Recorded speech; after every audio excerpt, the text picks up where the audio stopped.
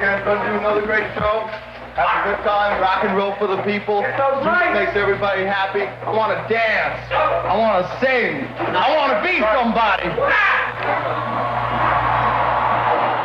The fabricating of KISS has transformed four ordinary young men from New York into figures of fantasy for millions of young people. Rock and roll!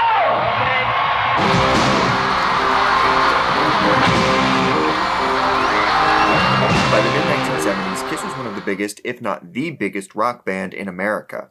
Formed in 1973, the original lineup consisted of Gene Simmons, Paul Stanley, Peter Criss, and Ace Frehley.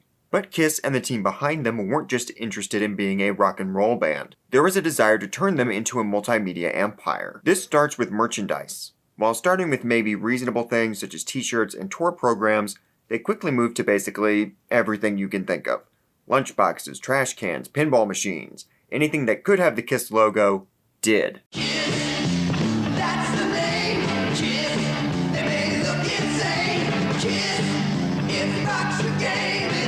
This is KISS, each sold separately, and you can put them in any crazy pose you want. That's the name, KISS. They may look insane, KISS. If rock's your game, it's KISS. KISS, each 12.5-inch figure sold separately by Mego. You've seen them, you've heard them. Now, for the first time, all the sheer excitement of KISS is yours to capture with the KISS Radio. Kiss Your Face Mate is from Remco. And then they did a comic book, teaming up with Marvel to do Marvel Super Special No. 1, an oversized issue that portrayed KISS not as rock stars, but as superheroes battling Doctor Doom. KISS even did a publicity stunt with Stan Lee, in which the four members put a vial of their own blood into the red ink. This led to a film.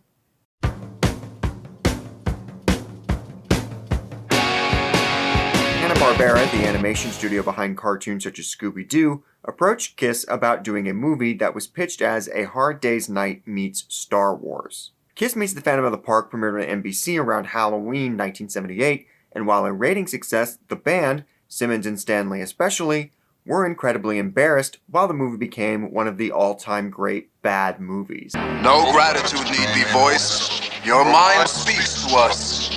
You're looking for someone, but it's not KISS. So people might ask, why?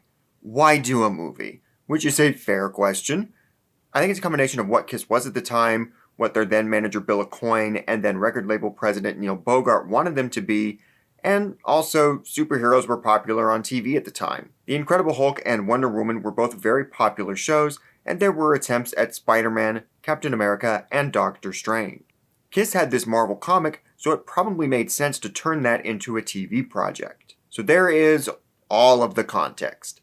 And that brings us to our topic, a KISS Saturday morning cartoon. Saturday morning cartoons were an event that was becoming increasingly popular at the time, largely thanks to Hanna-Barbera, who also delved into superhero content with Super Friends. It is common folklore within the KISS Army, the name of the fanbase, that there was going to be a KISS cartoon in 1979 from Hanna-Barbera that would air on NBC. Not much is known about it other than it was considered and pitched. It's not hard to imagine that it would have been something along the lines of Super Friends and KISS Meets the Phantom. KISS would have been superheroes powered by their talismans, as in both the Marvel comic and the movie. In 2020, KISStorian Bob Nash appeared on the 80s Glam Metal podcast and discussed the idea of the KISS cartoon. So this is weird, kinda secondhand information that Nash got from Simmons. Basically, the info was that it was all set to go and concept art had been done with KISS in their Dynasty costumes, the current album and tour at the time. Simmons allegedly owns this concept art, though it has never been seen. So why didn't it happen? Nash said, according to Simmons, Aucoin was the one who put a stop to it, fearing overexposure. Which I don't totally buy, but sure, maybe that was the reason. KISS fans are pretty torn on whether or not they even want a KISS cartoon. Some would have absolutely loved it. Others feel it would have tanked an already severely damaged reputation. When KISS first started, they were considered a little dangerous. They were a little menacing, goth, and by 70s standards, kinda heavy. As they got more and more successful, they lightened up more and more, becoming what people refer to as Super KISS. Appealing to children became a big priority, particularly by the time of 1979, in which each member of the band had a color theme. The costumes were more colorful and included capes. The music had become a lot lighter, including a disco hit. For a lot of people, Kiss had lost all integrity by this point, and a cartoon would only have made that worse. Personally, and this is partly because I was not born until long after this, I would have loved a Kiss cartoon. Would it have been good? In the same way Super Friends is good. I would have adored it as a kid. It definitely would have been entertaining, and honestly, would it have damaged their reputation any more than, say, She's So European or Music from the Elder? I think they should have done it. Regardless, Kiss missed their window. If there was a time to do one, it was 1978 or 1979. They maybe could have done one in 1996 or 97 as a result of their wildly successful reunion tour. I'm actually surprised they didn't try one during the multimedia Psycho Circus endeavor in 1998. Kiss did make their way into animation, showing up for a few gags on Family Guy. Someone stole Santa? That does not rock! Easy, Gene. Guys, let's go save Christmas. To the Kiss Copter!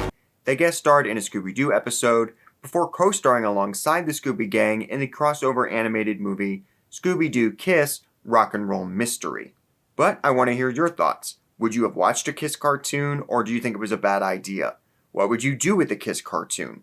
Let me know all your thoughts below, and be sure to like and subscribe and all that stuff.